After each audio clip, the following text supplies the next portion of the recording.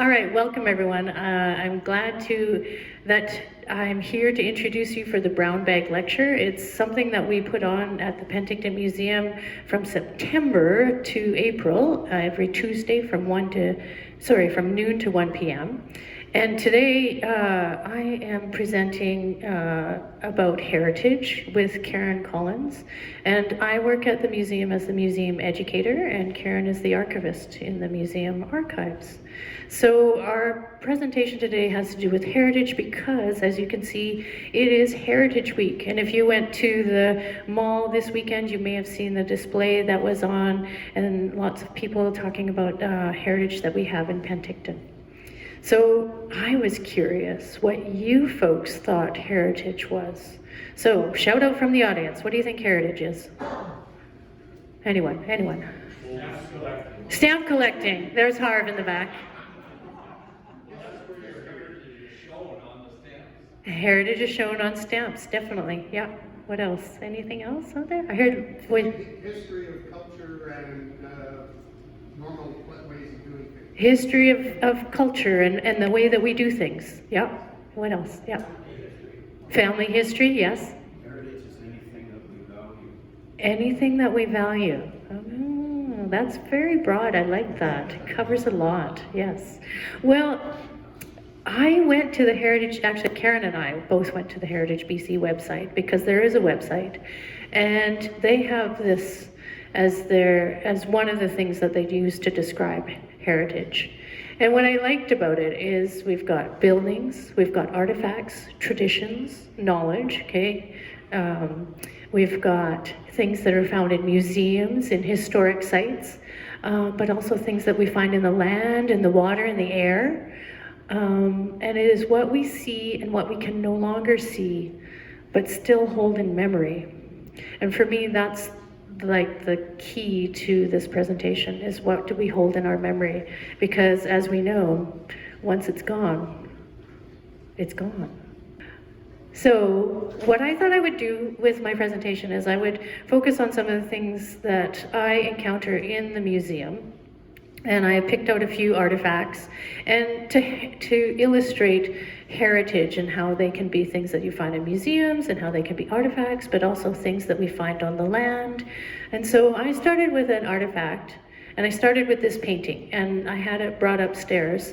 It's downstairs in our collection, and I don't know how many times I walked past this painting on my journey to find things for my educational programs, and I was, not really paying attention to it, but it's a very large painting, as you can see. Like, it's, nearly as tall as me. And it's hanging on the wall. It looks kind of like that. And then all of a sudden I walked past it one time, I'm like, wait a minute. I don't think that's Okanagan Syilx people. Because when you look at it, it's like, there's just something about it, right? The way they dress. And then we can see that there's a description up there that describes, but this is up high, so I can't really read the description. So it made me start thinking about this particular painting. I wanted to know its history. And so I went into our artifact paper trail. And I've been at the museum long enough, and I should say my background is not in museum work. I'm a biologist by training and an educator. So I've picked up stuff along the way about museums. And if you've ever looked into the back room in the museum, you may have seen these rows of doors. This is a set of doors that I often just ignore, because when you open them up, I feel kind of like I've gone to wizard school like Harry Potter, and I've been there a number of years, and now I'm going to be learning the arcane knowledge of how we track our artifacts. And so in order to do that, you have to go through these binders, because some of it's digitized, but not all of it. And so here we have binders that have to do with donor forms. So a lot of our collection is donated, and so we keep track of who the donors are. And then we have the accession record, because when it comes in, it's done in a way that's called accessioned. And so we have a set of binders for the accession record. And then we have card catalogs, like those are really old. And they're all typed. Somebody typed all the information on all of those. And so you have to go there and you get more detailed information about the artifact you're looking at. And so I did that, and I found out a little bit about that particular painting. So, and I'm just going to read off of here because there's quite a bit of detail here. It's a cloth painting, and it depicts members of the Mohawk Nation, and they're crossing a river on ice floes, and they're heading towards the Royal Chapel on the Brantford Reserve. So let's just go, actually we'll go here. So this church is the chapel on the Brantford Reserve. And the land that it's on was given to the Six Nations of Grand River because of their support during the American Revolution. And it was in 1776, British Captain Joseph Brant, who, with a little bit of my research that I did on the internet, I found out that he actually was Mohawk, and he's also known as Thayendanegea. I may have mispronounced that. But he led the Confederacy to ally with the British forces. And for their loyalty, the Crown gave the Six Nations a tract of land along the Grand River. And most of this land would be taken away from them, and it's reduced now to about 46,000 acres. And what we found out about this painting is that it was believed to be done by a Mohawk woman. Unfortunately, we don't have her name. And it was exhibited in London, England. And right on the corner here, this corner here, you can see sort of an imprint. And that is, it says Educational Union, 1852. And that's as far as I got with my research. Except that we found out that it was donated by Reverend Robert Odendahl and his wife Edna. And they lived in Penticton for about 2 years, from 1972 to 74. And they came out from Ontario. And so there's a little bit of a mystery. It's like, why did they leave Ontario? And based on the age of when he was here, the best guesstimate is maybe he retired. And then why did he leave in 1974? Well, if your family, it's, you know, we can really only guess at this point. And I didn't have time to do a lot of in-depth research, but we can guess maybe he had family back in Ontario, and so he and his wife wanted to return back to the family in Ontario. And they had come out here, and they had this painting. And if you're going back to Ontario, probably you don't want to take the painting back with you. And so I imagine that's why it was donated to the museum. So at a certain point, it's sort of best guesstimate of what's happening with this painting. But that's my best guesstimate for why this artifact is here in the museum. Hello, Roberta. And so what's really interesting is that because as I've spent time in the museum, I've learned, okay, one, we only accept donations that are relevant to Penticton's past. So it's like, well, what is this painting doing here? and when I talked to Randy Emanuel, who's a local historian, his best guess was that in 1974, Reg Atkinson, who was the first curator for the museum, he really liked items that had an indigenous nature to them. And so if he was given the offer of having this particular painting, he probably would have snapped it up. And so that tells you a little bit about the history of our museum, and then also a little bit about artifact collections, and how we find out when somebody says, you know, my grandmother donated this item and I'm wondering if you still have it. Well, sometimes it takes us a while to get back to you because we have to go through all those binders and card catalogs and stuff. It's not all digitized. All right. So next I'm going to talk to you about an artifact, and I love this artifact. This is a top hat, and I have it here. And I use this particular artifact in my school programs on fur trading, because often when you tell the students that the fur trade was about beaver hats. They're like thinking that, you know, it's like Davy Crockett and you've got a fur hat and you got the tail hanging behind you. And I'm like, well, no, it's not like quite like that. It's like a top hat. And you can see, Daryl did a great photograph of it. You can see the fur of that top hat. And that's what I do with the students because, you know, now you can actually see the fur, and it's the under fur of the beaver pelt that was used to make the hats. And there's a huge process that goes into making that. So this is one of my favorite artifacts to take because I get the kids to, I have a beaver pelt and they can feel the beaver pelt, and I get them to rub the belly of the beaver pelt because that's the softest fur. And then I show them the hat. Now, and I talk about the fur trade in the Okanagan and how important why the Europeans wanted the furs, of course, to make all these different types of hats. And then I talk about who the fur traders were. And of course, we've got the Hudson's Bay Company, we've got the Northwest Company, and then unique for BC, we've also got the Pacific Fur Trading Company, and they were an American company. And then I talk about the Pacific Northwest before fur traders arrived. So I want you to imagine that none of these names are on here. But I put the dot on here so we know where Penticton is. And it was in 1811 when the fur traders first came through the Okanagan.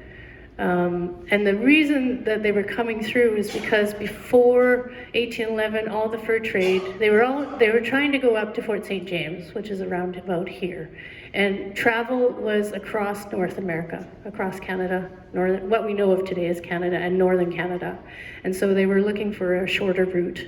And the challenge, of course, is when you, of course, as we know, living in BC, that when you come through BC, you have lots of mountains that you have to either go over or around or through, and there's lots of rivers, so it can be very challenging to move there, particularly when there's no highways. It would have been really challenging for fur traders to travel through. Plus, when they were traveling through, they were not only traveling through unoccupied lands, they were traveling through all these different territories. And, you know, I ask the students, I say, do you recognize any of these names? And I'm thankful that they recognize Syilx. Some of them recognize like Spokane, Wenatchee, Chelan, Columbia for sure, okay, maybe Yakima. But the Europeans would have had to pass through all of these territories in order to get to where they were going. And I love this because where did they travel?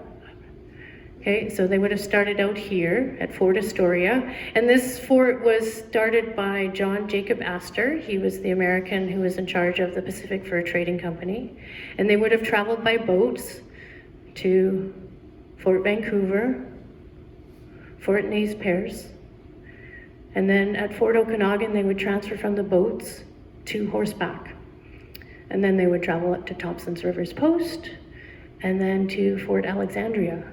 And I lived sometime in the interior, and I have always seen Alexandria. I would drive through it, and it was just like if you blinked, you would miss it. And I always wondered, why is this here? And then I started working at the Penticton Museum, and I found out it's because it was a major fort. And this is where they transferred from horseback to canoes. And then they followed the Fraser River up to Fort George, now known as Prince George. And then they would follow the Nechako up to Fort St. James. That trip would take 2 months. Yeah, and so I asked the students, and I'm going to ask you, what do you think? Would you like to be out camping every night in a different location for 2 months? No. Definitely not. Some people. For me, I'm like, well, maybe I would, but I'm allergic to horses, so I'd have to do it in a different way. And then it would take 2 months to come back. And so you've got 4 months of travel, and you have to make sure that you do it within the window of good weather. And sometimes maybe the snow would melt a little later, or maybe the snows would come a little earlier. And so it was always really hazardous, a real hazardous trip. The brigades would have they could have 200 horses, and so each of those horses you'd have one man taking care of 20 horses in those brigades. So that there is a lot of horses moving back and forth, just on that section. Okay, and then you've got to transfer all the trading gear and all the furs and make sure that they're travel in a way that they don't get affected by the water in case they were to go over. And there's a few spots along in the Columbia where there were falls that were quite dangerous, and there have been people who have lost their lives there on the fur trading route. So, and as I said, from 1805 to 1825, they used the overland route this way, and then afterwards they would use in 1811 they started using the Pacific route. Now, when we talk about heritage, we can talk about a place, because that part of that route here that goes through in around Penticton is known as the Hudson's Bay Company Fur Brigade Trail. And so I dug into the archives and found some photos that show people on it. And there's Reg Atkinson. He's the one who liked this painting enough to bring it into the collection. And this is Marin Valley, and they're looking at the remains of the trail. And for me, though, it also harkens back to the fact that these fur traders had to go through the different territories of the people who lived there. And they were following what were Indigenous trade routes. So those trails have a real long history. They have a real long heritage in BC. Now, I think at this point, oh, actually, I wanted to show you a map of it. So we've got, here's Penticton, and the large dashed lines here are the trail. And then you can see that there were other trails that were used too. But here's the main way through, and you can find remains of those trails. There we go, all the way up to Thompson's Post and then beyond. So it's a heritage that spans a lot of BC. All right, now I'm going to turn it over to Karen, and she's going to talk about heritage in the archives.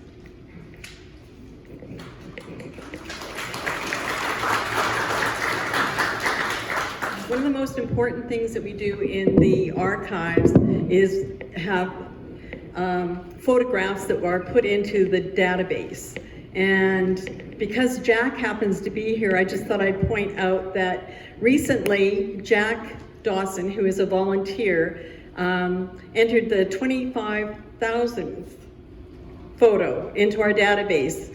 And almost every one of those has been entered by Jack. Maybe 4 weren't, so he's done a lot of work. But I love photographs. Photographs are really important, so that, you know, we have to think about what the link is between photographs and heritage. And, you know, it is memories and values and beliefs and traditions that are what heritage is to us, and we can see those through photographs. And so that, you know, it's really one of the key ways that we remember things. And for anybody who does genealogy, I think that having a name on a tree is wonderful, but having a picture of that person so that you actually can relate to who they are makes it all worthwhile. And so that, you know, photography allows historical events, whether they're family, whether they're local community or worldwide, seem more real and more than just a story. So in the picture that I'm going to talk about today has a history with the archives, because 3 years ago, Len Gamble started on his pursuit of writing a book on the Rocky Mountain Rangers. And so he had contacted the Penticton Museum prior to publication of the book.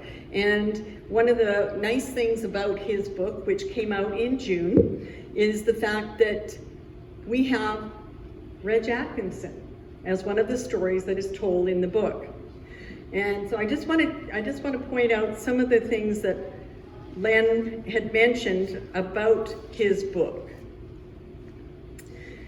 So the Rocky Mountain Rangers were working to raise their own battalion, but the men kept getting drafted away to replace casualties during the war. Finally, in 1915, they were authorized to raise their own battalion. Volunteers from throughout the Okanagan Valley signed up. One man from Quesnel joined, another from Field near Golden, and one came up from the Lower Mainland. Members spent the summer of 1916, sorry, my glasses are a little wonky, training at the Vernon Army Camp, and in October of that year, the battalion boarded the RMS Mauritania in Halifax, headed for Liverpool, England, to join the First World War. The hope was that the Rocky Mountain Rangers would fight as a band of brothers. However, the battalion was dissolved when it reached England, and the men were used as reinforcements. More than 600, more than a third of the total complement, were posted to 4 frontline battalions. More than 50 made their contribution in the Forestry Corps. Others served with a machine gun brigade, railway troops, pioneer battalions, service corps, and staff appointments. Their first battle was the Battle of Vimy Ridge, and the men of the RMR participated in all of the major First World War battles. Len concluded in his book that the RMR's participation with every branch of the Canadian Expeditionary Force turned out to be a greater contribution to the war efforts than had they remained as a battalion. He didn't want to just share what the soldiers did during the war. Instead, he tells the story of who the soldiers are, and he managed to get 18 stories about these men. Some of the men managed to handle the terrific onslaught of World War I well. Others crumbled under the effect and suffered for it. There were horrendous injuries, but there were also men who came back and after that made an incredible contribution to society after the war when they got back to Canada. It's an incredible story. And their legacy lives on today. The 172nd Battalion is now the Rocky Mountain Rangers, which is an infantry reserve of the Canadian Army in Kamloops, BC. To see some of the lessons learned, some of the sacrifices, and to honor some of the men and women who fought.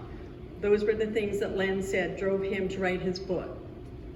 And this photo is the photo that was used from our archives of Reg Atkinson, and you can see that he's in the middle on this end.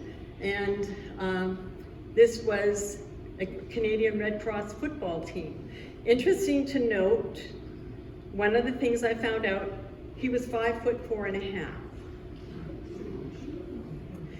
And so in December, Len Gamble's wife, who I know, contacted me and asked me if I could do some extra research for Len, because next month he's going to be in Victoria and be presenting at the Western Front Conference. And he wanted to talk about his book, but he also wanted to talk about particular men that he had written about. And one of them that he was interested in was Reg Atkinson. And this is a photo that's really quite well known of him, of course, because a lot of the earlier ones just, they don't get put out there. If they're talking about him as the archivist who started everything and as the curator and everything else, this is the photo that they tend to use. So then I went through and I was looking at photos. At first I went through to see which photos Gary had sent to them, because I thought there's no sense me sending photos that they'd already received. And so I went through, and there were a couple that had been sent previously, but I thought that they were important, so I did send them again. And this was one of them, because this was the picture of the Company H 102nd Rocky Mountain Rangers in front of the old post office building in Penticton on Main Street. And the short little fellow, because they look like kids. On the front row, the fifth person from the left is Reg Atkinson. And the photo was taken by Huddy Hudson, George Henry Ernest Hudson, who is a well-known photographer. So in order to talk about, because they wanted to talk about what he did when he came back after the war. So one of the photos, because we have limited photos, that I found was his involvement with the community, because he was the first president of Legion Branch 40 in Penticton. And this is a convention that was held, and nice photo taken on the front steps of the Incola.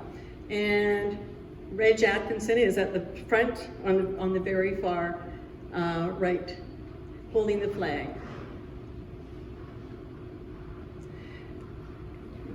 And then, as the Second World War came along, in 1942, he was authorized to organize and command a unit of the Pacific Coast Militia Rangers.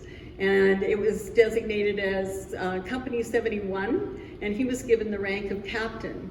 And this is an interesting photo. There are 2 or 3 of these in the archives, and this one was a target practice up on Munson's Flat. So one of the neat things, when I first started at the archives, I kind of went around and looked at what we actually had, and we have a fawn for the Pacific Coast Militia group, and it's really fascinating to see who was a part of that, because it was the everyday man. The officers had all served in the war, but a lot of the others who were part of that company were just farmers, that they may have been from Marin Valley, Green Mountain Road area, Okanagan Falls, out in Naramata, all around the surrounding area. And so it's really quite fascinating. So then we had the Penticton Museum. And with the Penticton Museum, he collected militaria, native artifacts, firearms, and antiques since the 20s. So he had started doing that early on. And apparently at one point in time, he had operated a private museum out of his home. And so the museum was established when the city allowed him the use of the SS Sycamoose to house his private collection. So this is the day that the museum opened on the SS Sycamoose, and the acting mayor, who was Philip Arrow, is standing behind.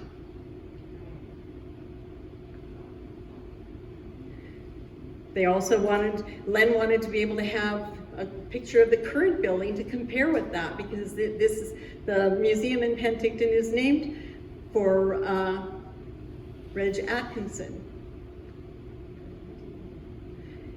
And they wanted to know about his collections, because Len is going to be doing a static display as well in Victoria on Reg Atkinson. And so we've got a couple of different photos. There's several different ones of the museum in early days. And the picture here of R.N. Atkinson himself, that was taken in his home, showing what he had to start the museum with, in part, because he had a lot of his own collection. He was also a very involved member of the Okanagan Historical Society.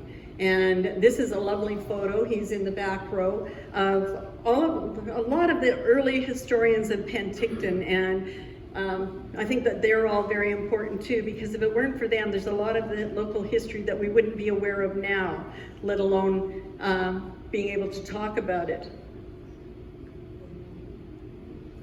And this is the photo that caught my eye, and I saw this photo because it popped up because my search word was Atkinson. And when I saw it, I thought, oh my God, this is amazing. Because this is the 16th Canadian Machine Gun Corps, part of the 4th Canadian Division at Passchendaele Ridge in Mud. What it says is in the foreground, this fellow here, that is Sergeant Happy Hester, and somewhere in behind, back up in here, whoops, I went backward. Up in here, and you can see that there's 2 fellows there, and there's 4 fellows there. One of them is supposed to be R.N. Atkinson. And the other interesting thing that I found about it was that it was a Hudson photo. And as you remember, Huddy Hudson was the person who took the picture that included R.N. Atkinson before he left for overseas. So when I found this, I got super excited. I went into Dennis and I said, oh my gosh, Dennis, you are not going to believe what I found, what we have in our database. And I explained the photo to him, and he said, oh, I know which one you mean. He said, that's an iconic photo, and we have it. And I said, yes, we do. And so then we just started digging into, you know, the story behind this photo for our particular database. And one of the first things was, okay, who's Happy Hester? Because I thought, okay, if it's really a local photo, there was a gentleman who had lived in Okanagan Falls whose name was Hester. Maybe it's really local and he's Happy Hester. So I started looking around to see if I could get him, find out where he was in relation to Reg Atkinson and in relation to the Machine Gun Corps, and I couldn't find him anywhere. And I tried to get him into the military, and I couldn't do it no matter what I tried. But one of the things that I did find, so even though he wasn't the right person, what I found was this. His father and his grandfather were both engravers in England, and his father was a caricaturist who in the early, I think it was between 1910 and 1915, he contributed to Vanity Fair, and so he would do these covers. And when I was looking through the covers, because they're absolutely magnificent, I came up with one for Price Ellison, who happened to be a politician who lived in Vernon. And so he was a really well-known conservative politician. And so obviously, Mr. R. Wallace Hester did make it to the interior of BC, but he still wasn't my Hester.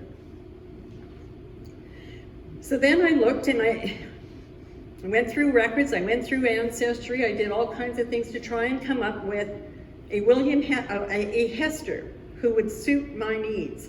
And I found this fellow, William Hester. He ended up in Calgary following the war, but he was in the right age group. He was there when he needed to be. So these are some of his war records showing where he went, and you can see, I've got, let me see here. Whoops. So he transferred to the 13th Machine Gun October 2nd, 1917.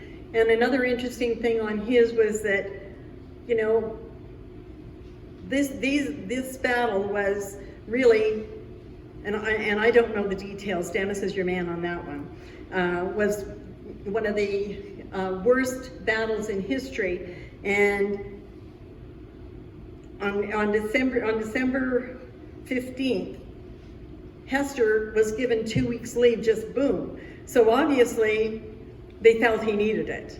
So that, to me, that was one of my things that might have placed him there, because he was in the Machine Gun Corps as well. Then I looked up R.N. Atkinson and his records as well. And of course you can see that he was in the 16th Machine Gun Company. And at the other side are his medical records, because he was actually injured there and ended up in hospital after that battle. And I looked up Huddy Hudson. And his was a little different, because what it did say on his records was that on November 24th, 1917, he was transferred from the 16th. I can't even see I can't read it, sorry. He was transferred anyway, and remained attached to the London office of the war records. But, and then on December the 17th, he was transferred out to another unit.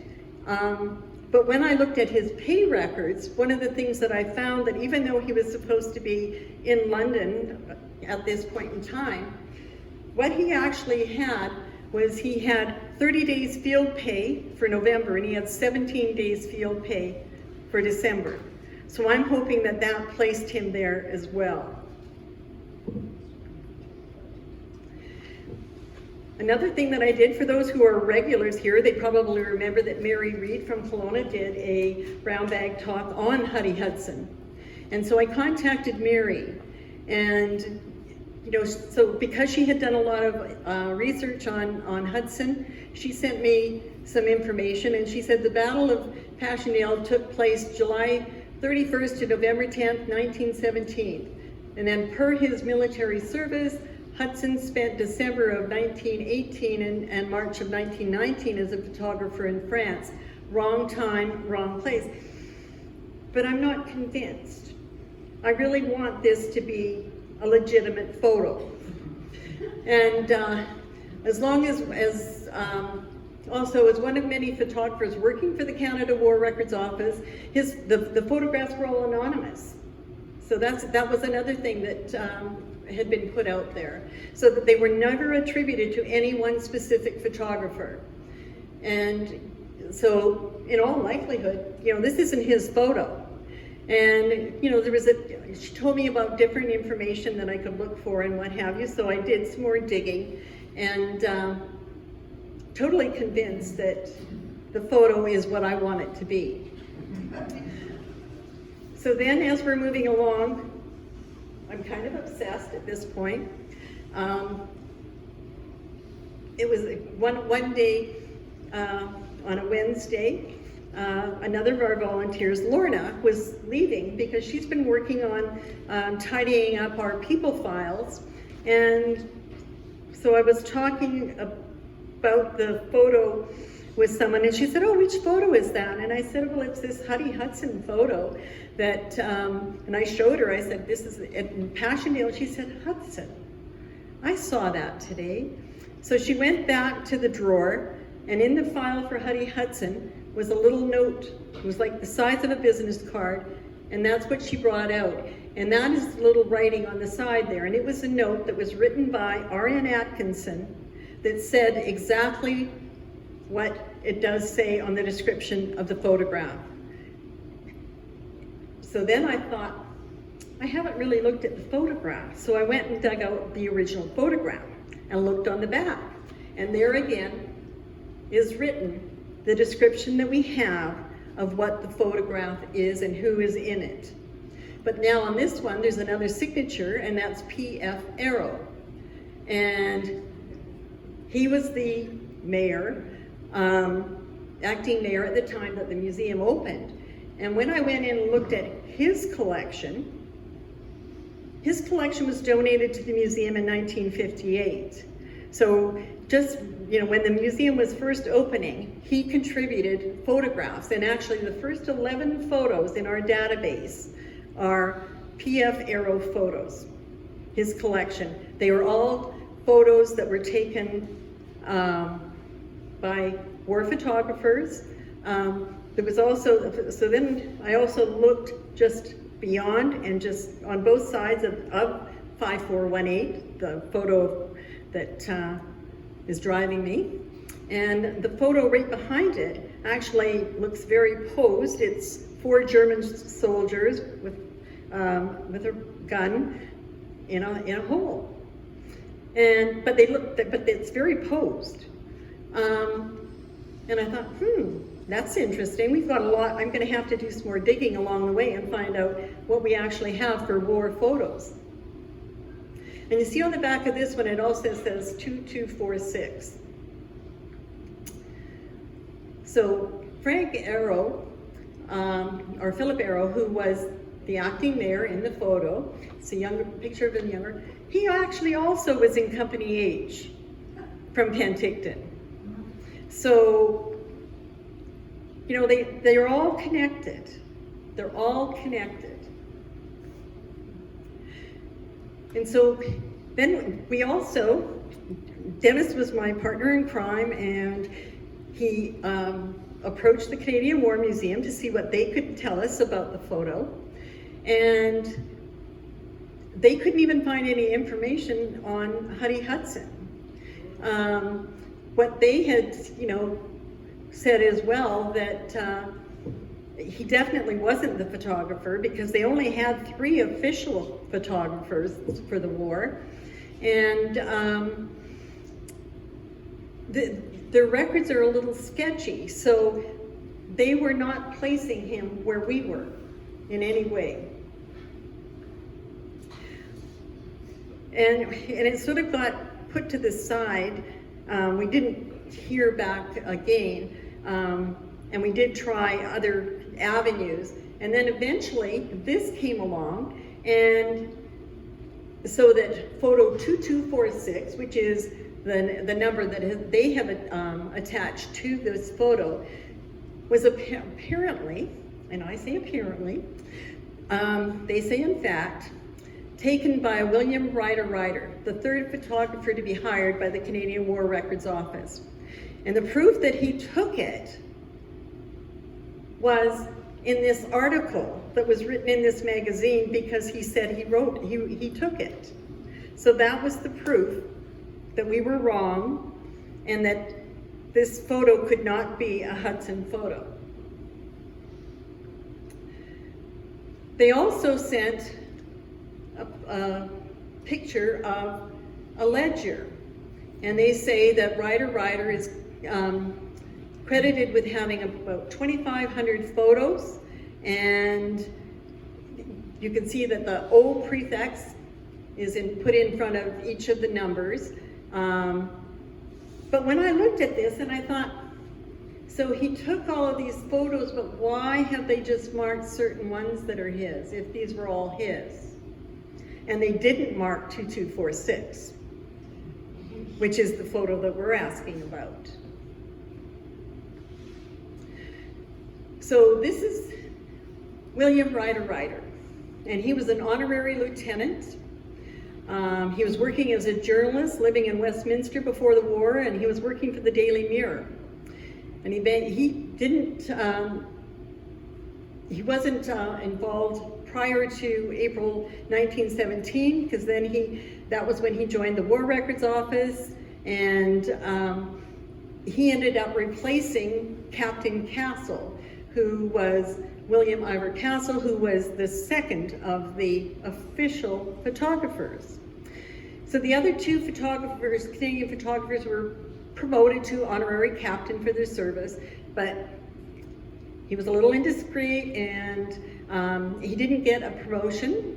However, he did get a member of the British Empire in 1919 on the recommendation of Sir Arthur Currie, who was kind of leading everything at Passchendaele. We also reached out because there is a Center for the Great War in Montreal. And when I looked online in, I believe it was 2017, they had done a Passchendaele exhibit. So we kind of hoped that they would help us with something as well. So then I went back to Happy Hester. So I enlarged the photo on my right there, so I could see what Happy Hester looked like. And I did some digging, and I came up with a photo of Reginald Lebrun, who is supposed to be the person who is in the Ryder photo. They don't look the same to me, but I wasn't going to just jump to conclusions, so I did some research on William Hester, found out he had one daughter. His daughter passed away in 2000 in Whitehorse. So I have been trying to contact museums in Whitehorse. I have yet to have a reply to see if they can tell me about his daughter and if her maiden name actually was Hester, if I can link her in any way, and if the family has any photos that we could actually compare. So I'm not giving up easily. And then there's Reg Atkinson in the back. And when you look at this photo blown up, you can see that the ones in the front are obviously not him. This photo I used to compare, because this one was February 1917, so you know, it kind of is a good picture of him, and that was the one that I had used. And the only one, as even Dennis pointed out, the fellow who all you see are his eyes is maybe are in Atkinson. The others are definitely not him, but that could quite possibly be him. But my argument in wanting to prove that this photo is legitimately what we say in our archives is the fact that they've taken the time to make a note on the back of the photo. They've made a note on the little card that was left as well. And there wouldn't be any glory with those because unless we had found them, no one would ever know that that was what the photo was supposed to be. So I really honestly believe that the photo is exactly what the Penticton Museum Archives says, but we will continue to try and prove it. And so, we're talking about history. So this is Passchendaele today. And history is important because it teaches us about the past. And by learning about the past, we come to understand the present. So we can make educated decisions about the future. And if you saw that, but you hadn't seen the other photo, would you really know that that was Passchendaele? Thank you.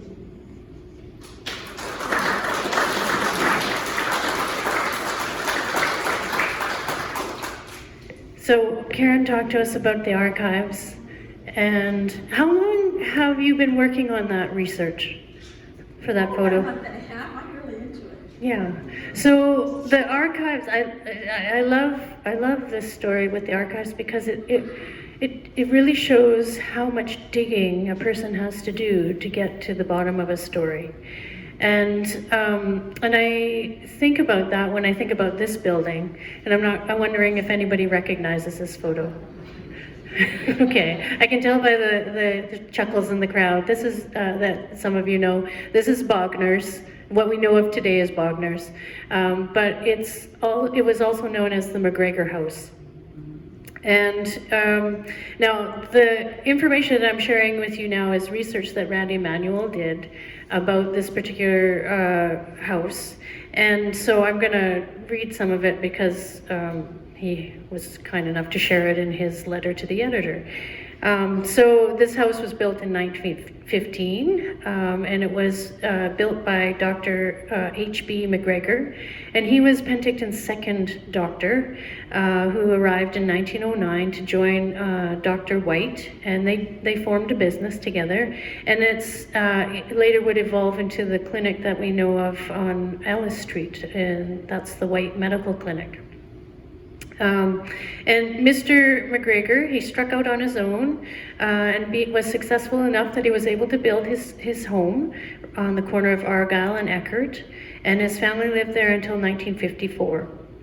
And the home had passed into several hands until 1972 when Earl and Violet Renault operated it as the Argyll Guest Home for Senior Citizens. And then it was in 1976 that it turned into the version that we know of today. The Renaults left and the first Granny Bogner's arrived and started operations as a restaurant. And then later the name was changed just to Bogner's. And of course the zoning changed with that. And so Randy had done that research and he was able to come into the archives and dig up that information about that house. And then, let's see. We've got the McGregor House, we've got Granny Bogner's, and then it was Bogner's. And in the research, they were looking at a photo, and they were looking at an aerial photo, and it was 1953. And just from some of the records that they found, they thought that there might be, and this is a big maybe, it requires some more digging, but there might have been a second house on that property. And the house in question was built by Mr. Gahan, known as the Gahan House. And so here's the aerial photo from 1953. Here's Bogner's, this is Eckert, and here's Argyll. And you can see here, there's a foundation here, what looks like a foundation. We can't confirm that. But because we'd have to dig up and see if we could find anything. We'd have to do an archaeological assessment, but that's not that's not our job. And so, but the records of the Gahan House do show up in terms of there were water records.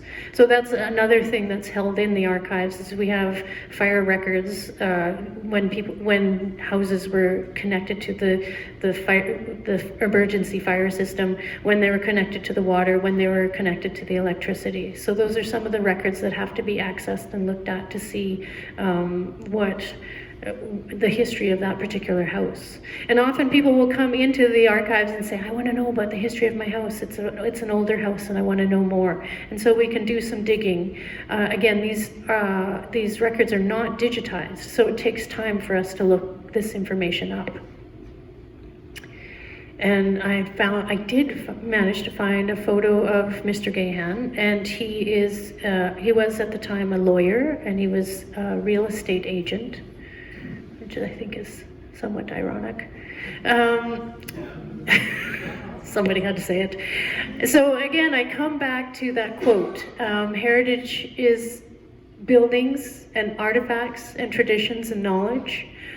We have it here in our museum, we have it here in our archives. And again, we rely on donations from people in the community.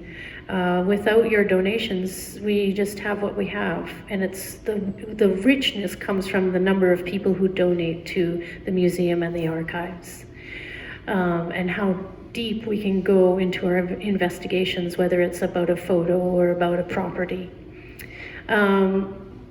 Again, it's in the land, in the water, in the air. And the problem is that as soon as our memories are gone, whether we leave this place either permanently or to move to a different location, those memories are gone. And that is how vital the museum and archives are. And so I bring that up. So I'm getting onto my soapbox now, because our future is ahead of us, and decisions are being made about what we want our city to look like. And a friend of mine sent me this quote from Mr. Eby, Premier Eby, from 2002, so last year. And there's changes that are afoot, because we do need to have more accommodations for people living in Penticton. But we're at the point where we can make those decisions and we can have a say in what those decisions are. And in particular, he highlights what is a priority heritage area. So I have put on the table over there information about making a case for heritage in our community. I took a lot of it from the Heritage BC website, so if you feel like you want more information and if you feel strong enough that you want to write a letter, I certainly would encourage you to do that, because as they say, the squeaky wheel gets the grease. And that brings us to the end of our presentation. Just wanted to say, if you want to drop by the archives, we're open Wednesday to Friday, 10 a.m. to 4:30, and the museum is open Tuesday to Saturday, 10 a.m. to 5 p.m. And then the Heritage BC website is actually really easy to remember. Put in Heritage BC and you're there. And thank you very much for coming to our brown bag lecture.